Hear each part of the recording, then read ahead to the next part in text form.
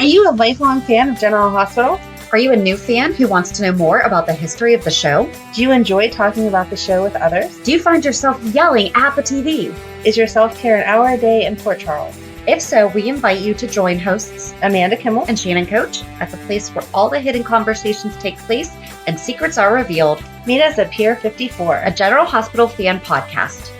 Hello. Hi. Welcome to the Port Charles 411. Today, I think this is going to be our saddest one. One of our saddest ones. We're going to talk about Epiphany Johnson.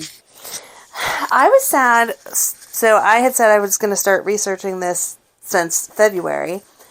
And there's really not that many clips of her on YouTube. And so I kept watching to see what was going to be updated, you know, as more and more people were talking about Sonya Eddy's death.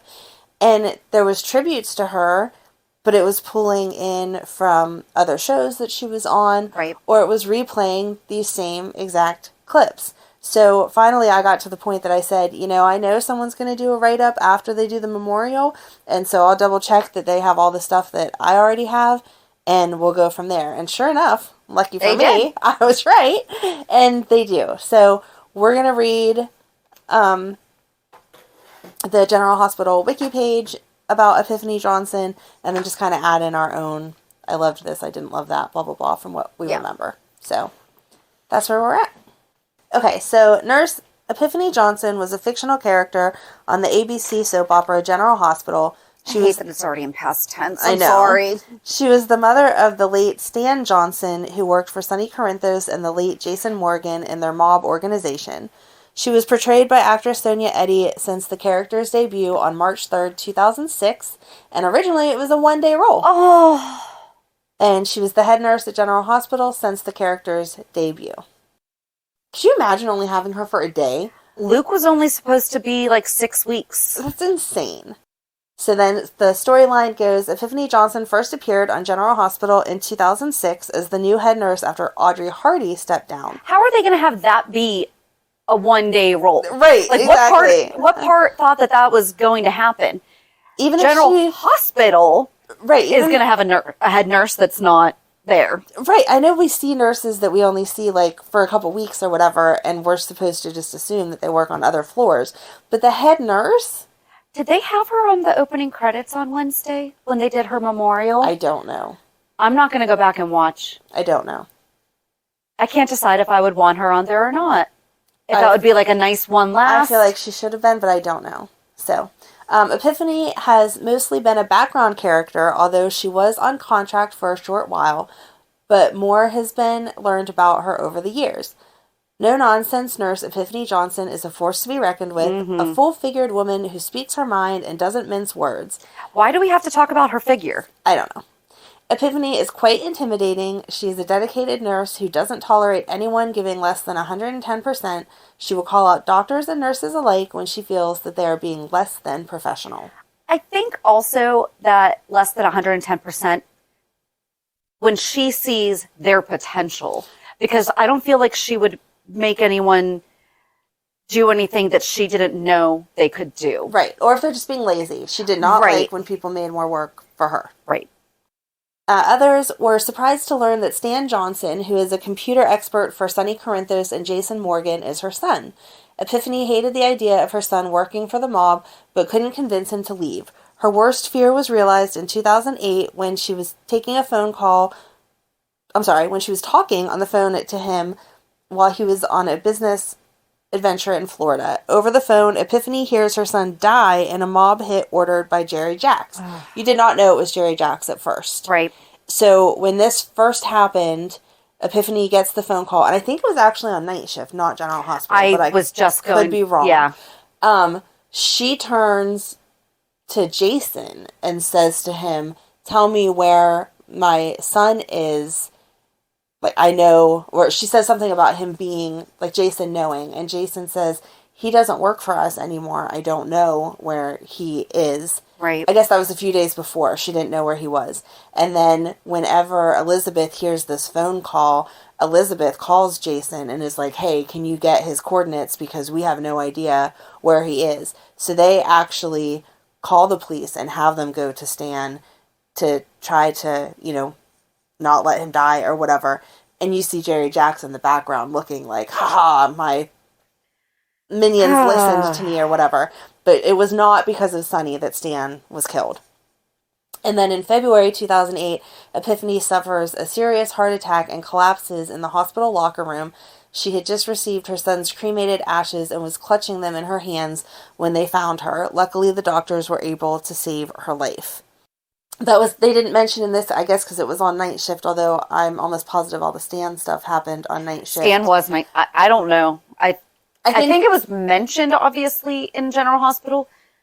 On General Hospital? Right. I think she got the ashes on General Hospital because they all went to her room. Like, everybody went to her room to make sure she was okay. And she was like, all of you get back to work. This is not a break for all of you, blah, blah, blah.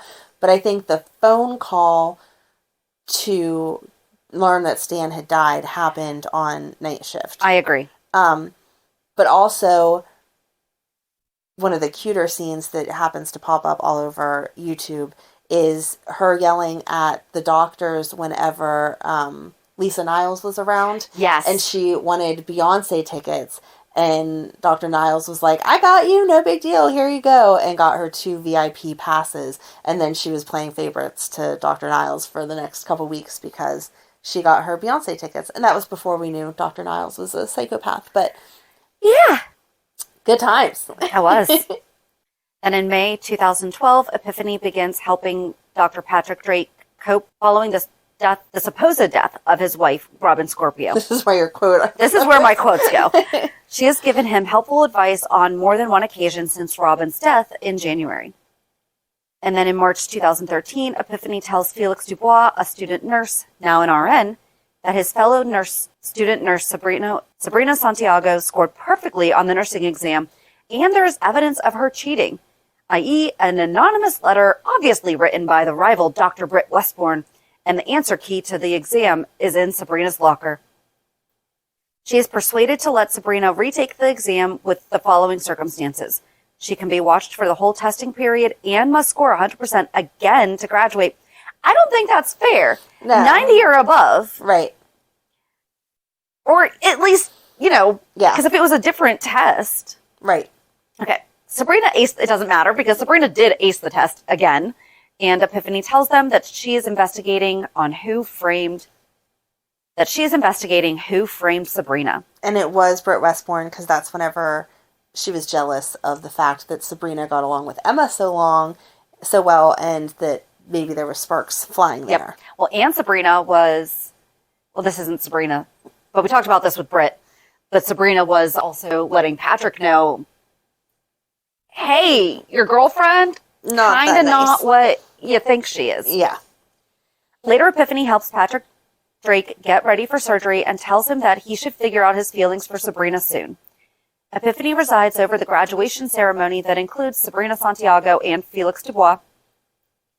She also helps out with an ER situation with Nicholas Cassadine, who was shot in Dante and Lulu's apartment. She is part of the opening number for the 2013 Nurses Ball.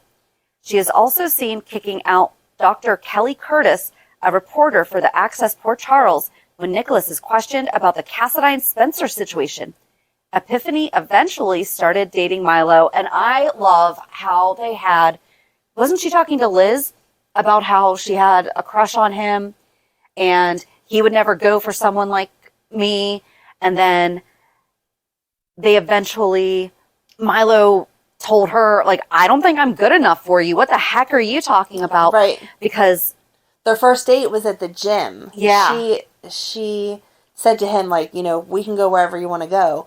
And so he took her to the gym, and she got defensive when they got there and said, if you don't like me for what I look like and who I am, then we don't need to be together. And he was like, what are you talking about? I'm not good enough for you. I wanted to bring you someplace I'm comfortable because I'm already nervous enough. Right. And I thought that you would enjoy the workout, but I don't want you to change the way you look at all. You're beautiful. They were so cute. sweet. I just loved them together. They were great. And we are going to talk about Milo next week. So, yes.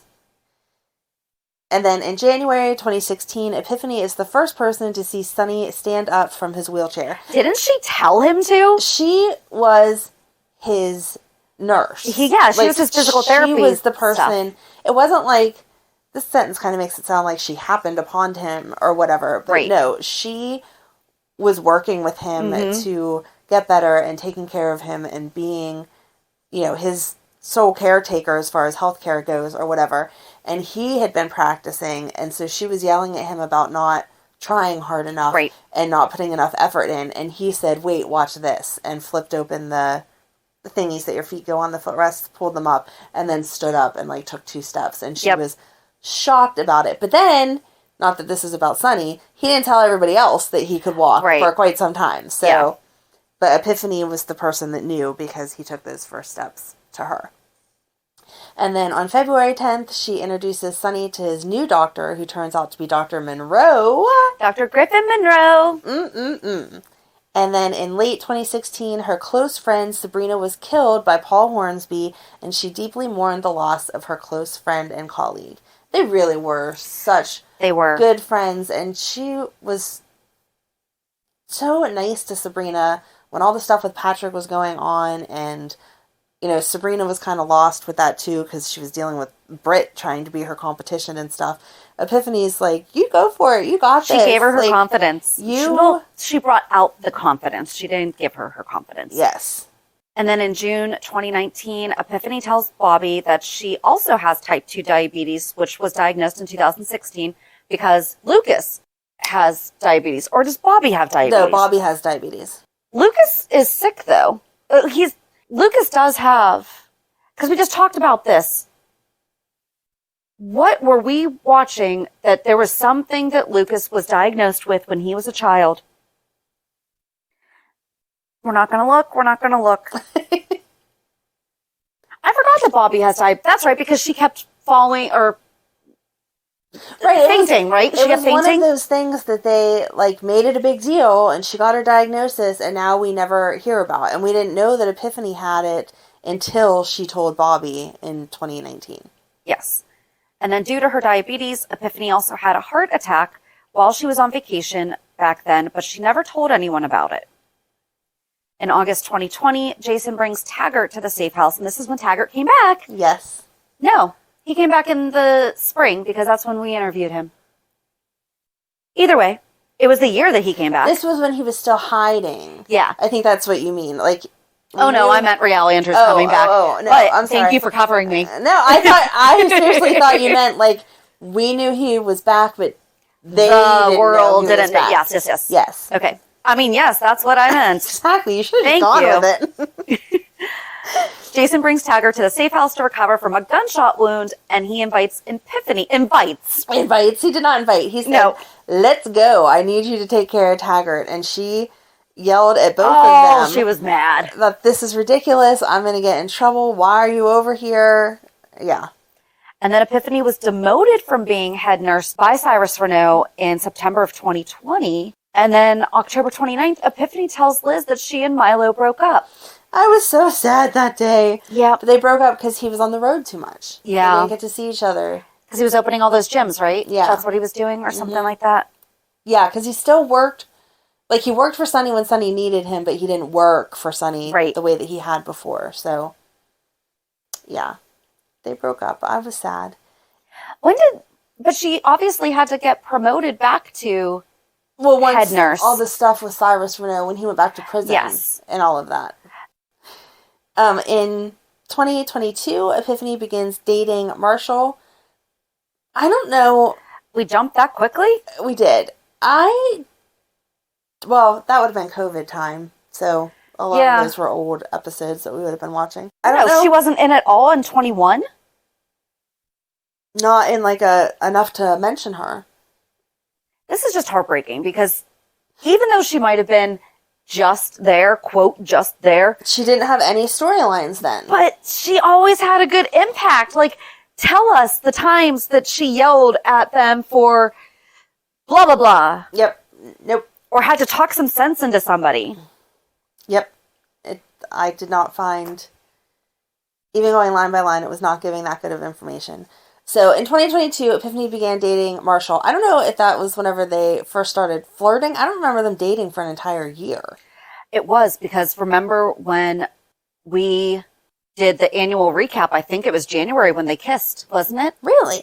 I think so. I could just be forgetting. I guess because they were never, like, super mushy.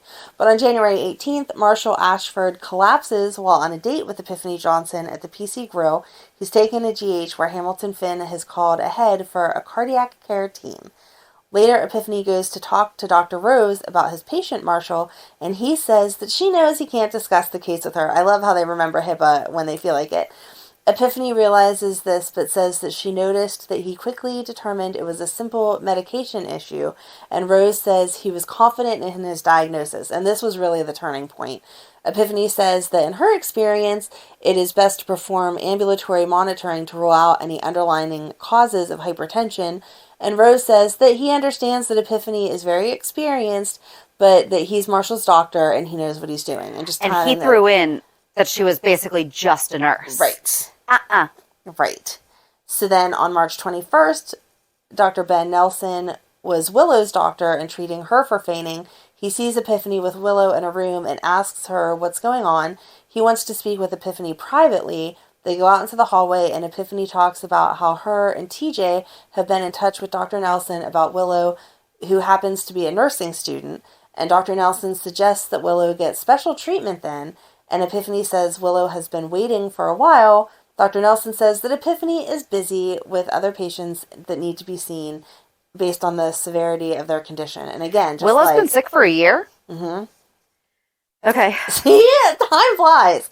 Epiphany says she's aware of the rules. Dr. Nelson points out that Willow was stable, which put her further down the list. Epiphany says that Willow only needed an IV of saline and electrolytes, and Dr. Nelson would have written it up and signed off on it, and she could set it up. She's sorry she skipped a step, but it isn't like she hasn't done it before. So she does the... Oh, she just went ahead and gave her the saline, and the doctor was like, excuse me, why did you not get me to say it was okay? Right. So Dr. Nelson says that's not the point, as Epiphany stepped outside the chain of command and took it upon herself to treat a patient. The protocols are in place for a reason. Epiphany says she understands. Dr. Nelson says they will finish their discussion later and walks back into Willow's room. I guess I kind of get it. I mean, it sounds like an IV of saline is not a big deal. But what if she does that for other things? I think it was just the fact that he was so dismissive with everything that she said. Right. Like, he was very condescending. Right. With how dare you even think that you could possibly know that this is the right treatment without me telling you. Right.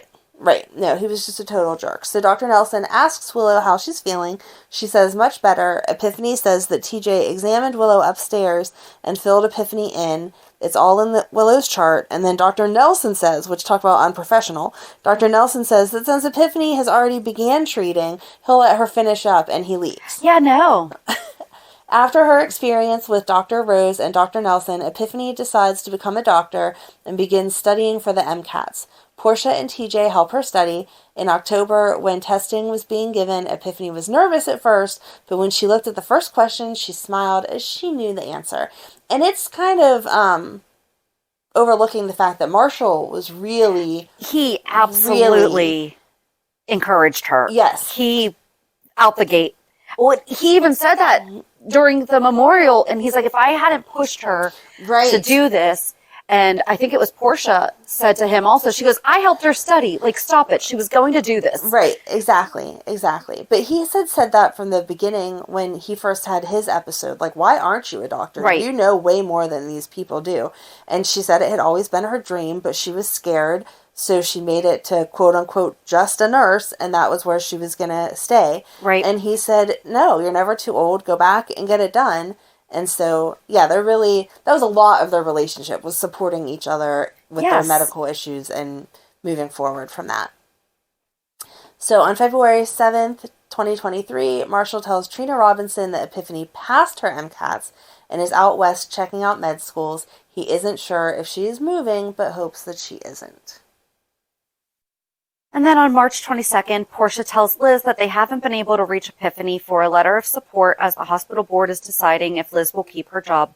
Epiphany is said to be shadowing a resident at Johns Hopkins, and I love that they got her into, like, one of the top programs. Right.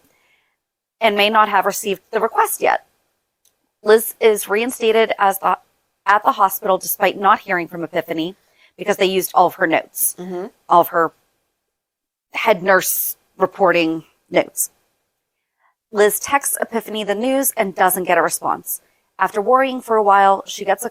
No, she doesn't. She didn't get a call. She did not get a call. called. She called Epiphany on March 28th from State Trooper Carlson says that he has some bad news. And then we learn the next day that it was March 29th that they had the memorial service. And what happened was there was a car accident and Epiphany jumped into action. She went to help rescue the woman, and there was smoke inhalation, and it negatively affected her already pre-existing heart condition. And that woman came to the memorial, and it was real-life friend of Sonya Eddy, Yvette Nicole Brown, sharing basically about how Epiphany died a hero. And once she heard that she had a pre-existing condition, and she's like, wait, she ran to my aid knowing what she was doing could kill her. Right. Yeah. And she still did it. And they were like, yep, that's what she was. That's how she lived. And Liz was touched to hear the story of how Epiphany had saved her life and realized that the fumes from the accident had aggravated her existing heart condition. I'm sorry, it was the fumes. It wasn't the smoke. But it ended with a fireworks show, which I am pretty sure that it was Epiphany's remains were made into fireworks. Right. So at the memorial, when they did their flashbacks, they flashed back to Milo and her at the gym, and that was that whole conversation that first date, I just had. Brad and Epiphany, or not Brad, Felix and Epiphany talking about Brad. But we forgot to talk about that on this week's recap. We did. That Felix and Brad, they're forming a friendship. Yeah. They're like a baby friendship. But it showed Epiphany telling Felix that he could do better than Brad anyway, so not to be upset about that. And then it showed Willow talking to Epiphany about nursing, because she said she was looking for a new career because Nina had cost her job as a teacher. So she was thinking of switching, and Epiphany told her she would be a great nurse. That was a good thing to go ahead and do. And then Epiphany at Liz's wedding to Franco, I'm assuming that was. I think so, yeah. And then seeing Sunny walk, like we talked about. And I wrote Robert. Did it have a flashback of her and Robert? It must have if I wrote it down, but I can't remember what that was. I don't remember what it was either. Well, it probably had something to do with Robin. Probably. And then Obrecht, when Obrecht was saying she's going to do whatever she does, and they were yelling at her that she can't mess with the nurse's ball. Yep. And then Carly and her obviously had bonded over Jason and Sunny and those things. So I felt like it was a really good memorial. They hit on all the points that need to be made. They brought back Milo. Yeah. It was so good. I cried. Just a couple other little notes. It says that she was diagnosed with type 2 diabetes in 2016, and no one knew until Bobby because she had the same condition. Oops. If I had read that above, we wouldn't have had that whole conversation. That's okay. But yeah, I knew we didn't know till she had told Bobby. Yeah. And she was on night shift, as we mentioned. Some of her nicknames were the Formable One, which was by Spinelli, and Miss Epiphany by Trina. Aww. Her birthday was August 12th, 1960. Even though the actress was 55, she was 60. The character was 62. Mm-hmm. Her education they have listed as attended Johns Hopkins, and they updated her occupation as a medical student shadow for resident physician at Johns Hopkins, former head nurse at General Hospital, former nurse at GH, and former veterinary assistant. Oh! And her romances were Unknown Man, which I'm pretty sure that means Stanford's dad. Yes. Toussaint Dubois. That was from Night Shift. Which was from Night Shift. Milo Giambetti, Lovers from 2014 to 20, and Marshall Ashford, Flirtation / Dated 2022 to 2023.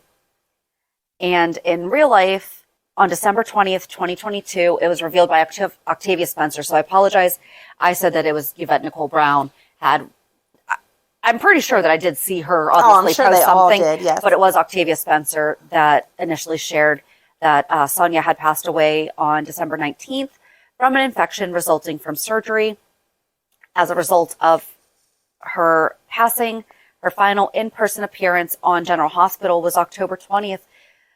I hate it, but I love it that it was her taking the test. Right. Like, it could not have happened any other way. I don't know. I think it's so kismet that is exactly. how... The timeline just totally lined up. If this had to happen, as far as the soap opera writing goes, it all fell into place perfectly. How could that have... I mean, they must have known that she was probably going in for surgery. Right. But still... And then on January 11th, 2023, it was revealed that there would be a tribute episode to Epiphany coming up in March. And at the end of that day's episode, they had a brief montage dedicated to Sonya Eddy. And they very quickly went to social media to let everybody know that was not it, because that's what they did to Stuart Damon. And yeah. Right. So, and then on February 15th, it was confirmed that her tribute episode would officially air on March 29th. In the March 2023 issue of Soap Opera Digest, it was confirmed by Frank Valentini that Epiphany's episode will revolve around her memorial service. Made it without crying. Good job. But it is. It's... I don't know. I can't explain the feeling other than, like I said on our recap of, it feels like we lost a friend. Yeah. And I'm really bummed at the write-up, just because I know she wasn't a, quote, main character, but I never felt like she was a side character, if that makes any sense. Mm-hmm. I feel like she ran the hospital. Right. You know, they might be fighting over who's technically chief of staff, but oh no, it was Epiphany who ran that hospital. Mm-hmm. There's not really a good way to end this. No. She will be missed in real life and on General Hospital. Yep. So join us on Monday as we recap this week's shows. Have a good weekend. And we'll meet at the pier. Bye. Bye. If you enjoyed today's show, we invite you to go to peer54podcast.com to subscribe on your favorite platform. Don't forget to leave us a review. And you can also follow us on many social media channels. Just search for Peer 54 Podcast. Also, we are not perfect, so if there is something that we missed or messed up, just let us know by emailing us at peer54podcast@gmail.com.